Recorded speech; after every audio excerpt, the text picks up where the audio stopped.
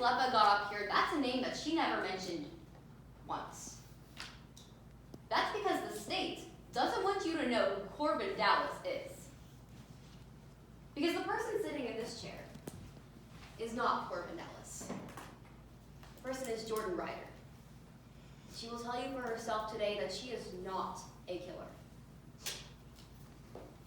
Because the state has the wrong suspect, and they're telling the wrong story.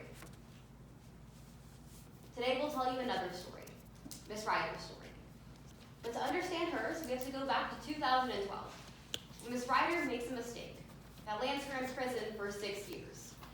Desperate to keep her daughter, Parker Page, out of the foster system, she leaves her with her only living relative, Corbin Dallas. But when Miss Ryder gets out of prison, she sees that Parker isn't safe with Corbin. She arrives home one day to find Corbin threatening to kill Parker. Scared, but knowing that she has to protect her daughter, Miss Ryder takes Parker, and they flee. And on July 14, 2018, Miss Ryder and Parker arrive at Calkins campground. You'll hear that their plan was to lay low for a couple of days, to try to find somewhere safe to take Parker. But then when they get on the trail, Miss Ryder sees that Parker is texting Corbin. She tells her that she can't do that they're not safe, and she tells her about their plans. Parker gets upset. She doesn't want to leave Midlands. You'll hear that she never gets to do that. Sometime within the night on July 14th, Parker Page is pushed off the top of the cliff. She never gets to leave Calkins campground. When Miss Ryder wakes up, she finds her child missing, and like any loving parent, you'll hear that she searches and she panics. She calls 911, and frantically she calls her only living relative, Corbin Dallas. She spends the entire night searching. And at some point during the night, Miss Ryder passes out with panic and exhaustion. She's awakened to a flashlight in her face. And less than 10 minutes later, the state arrests Miss Ryder.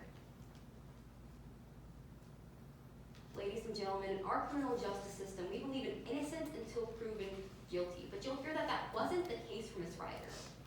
Because from the moment the police arrived at Calkins campground, they had their suspect. And they had their story. Because you'll hear that they took one look at Miss Ryder and they saw once a convict, always a convict.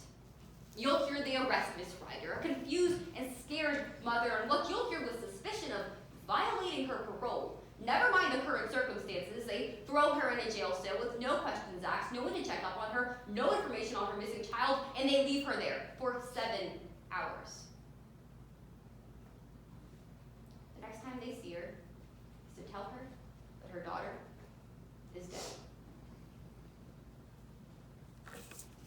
When a tragic and needless death like this happens, it's understandable to want justice to be swift. But sometimes, we want justice to be fast.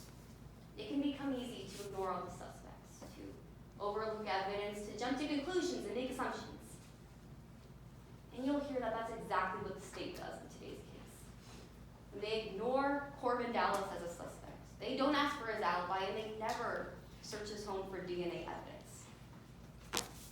That's because the state has the wrong suspect. They're telling the wrong story. Now, members of the jury, the state has a burden in today's case, beyond a reasonable doubt. What Ms. Lepa didn't tell you is that that's the highest burden in our criminal justice system.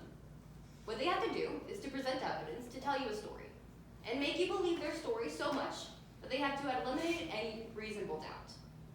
The reason their burden is so high is because they're trying to take away a woman's freedom. And at the end of today's trial, you will have reason to doubt. You will have reason to doubt that Parker was ever in danger with her mother. You will have reason to doubt they accounted for everyone on that trail.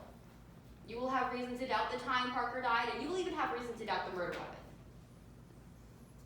These doubts are because the state has the wrong suspect.